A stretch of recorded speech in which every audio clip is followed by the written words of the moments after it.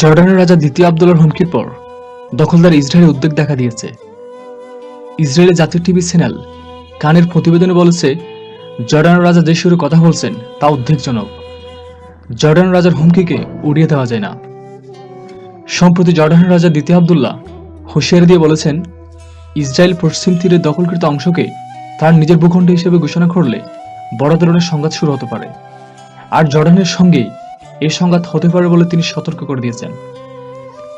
তিনি স্বাধীন ফিলিস্তিন গড়ার উপর গুরুত্ব আরোপ করেন। জর্ডানের রাজা বলেন, স্বাধীন সার্বভৌম ফিলিস্তিন প্রতিষ্ঠাই সর্বোত্তম পথ। ইসরায়েলি টিভি চ্যানেল বলেছে, পশ্চিম তীরকে ইসরায়েলের অবিচ্ছেদ্য অংশ হিসেবে আনুষ্ঠানিক ঘোষণার পরিকল্পনা উত্থাপিত হওয়ার পর থেকে জর্ডানের রাজা গরম সুরে কথা বলছেন। রাজার অবস্থানের প্রতি সে দেশের জনগণেরও সমর্থন রয়েছে।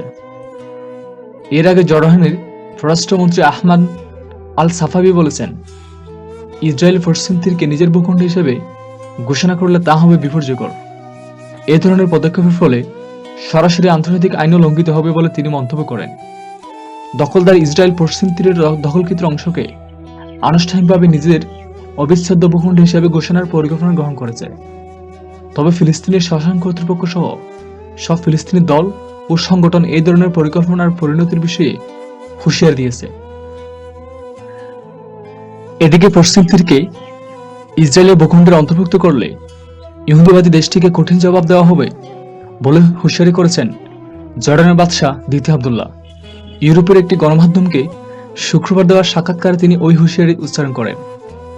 ডের স্পেলজেলকে তিনি বলেন, পশ্চিম তীর দখল করে নিতে চাইলে ভয়াবহ পরিণতি অপেক্ষা করছে ইসরায়েলের জন্য। দখলদার ইহুদিবাদী দেশটি এর মধ্যে ঘোষণা দিয়েছে, আগামী জুলাইয়ে তাদের ভূখণ্ড পশ্চিম তীর পর্যন্ত সম্প্রসারণ করা হবে। জর্ডানের বাদশাহ আরো বলেন, ইসরায়েলের এই দখলদারিত্ব গোটা অঞ্চলের দিতে অস্থিরতা সৃষ্টি করবে। ইসরায়েলের প্রধানমন্ত্রী ঘোষণা দিয়েছেন, আগামী 1 জুলাই বিরোধী দলের সম্মতিতে ওই সম্প্রসারণ কার্যক্রম শুরু হবে। ফিলিস্তিনিরা কঠোর নিন্দা জানিয়ে যে কোনো মূল্য ইসরায়েলের ওই দখলদারিত্ব রেখে দেওয়ার ঘোষণা দিয়েছে। অন্যদিকে মানবাধিকার সংগঠন হিউম্যান রাইটস ওয়াচ বলেছেন, সব দিক থেকে ফিলিস্তিনিদের প্রতি ইসরায়েলের চরম বৈষম্য এখন তীব্রতর হয়ে উঠছে। গত মঙ্গলবার এক বিবৃতিতে সংগঠনটি জানায়, ফিলিস্তিনিদের ক্রমবর্ধমান জনসংখ্যার যে ভূমি ও আবাসন চাহিদা রয়েছে তা থেকে তাদের কোণঠাসা করে ফেলেছে। নিউ ইয়র্ক ভিত্তিক সংগঠনটি বিবৃতিতে আরো বলে, কয়েক দশক ধরে পরিকল্পিতভাবে ইসরায়েল ফিলিস্তিনিদের জমি বাজেয়াপ্ত করছে। এতে দেশটির নাগরিকরা অত্যন্ত ঘনবসতিপূর্ণ গ্রাম বা শহরে বাস করতে বাধ্য হচ্ছে, যা সম্প্রসারণ করার কোনো সুযোগ নেই বললে চলে। ফিলিস্তিনিদের তাদের বসতি ভিটা থেকে উচ্ছেদ করে সেখানে ইহুদি পরিবারগুলো জায়গা দেওয়া হচ্ছে। 1948 সালে ফিলিস্তিনিদের অনেক গ্রাম ধ্বংস করে এভাবে দখল করা হয়।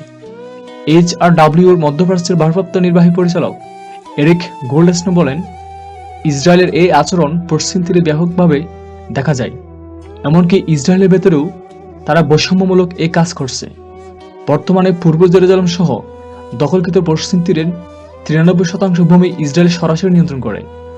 সেখানে সব ভূমি ব্যবস্থাপনার বন্টনের দায়িত্ব পালন করে ইসরায়েল ল্যান্ড অথরিটি। এই প্রতিষ্ঠানটির কাজে হচ্ছে ইহুদি জমি অনুমোদন বা বরাদ্দ দেওয়া। এই সংস্থার অর্ধেক সদস্য জিউস ন্যাশনাল ফ্রন্ট এর সদস্য।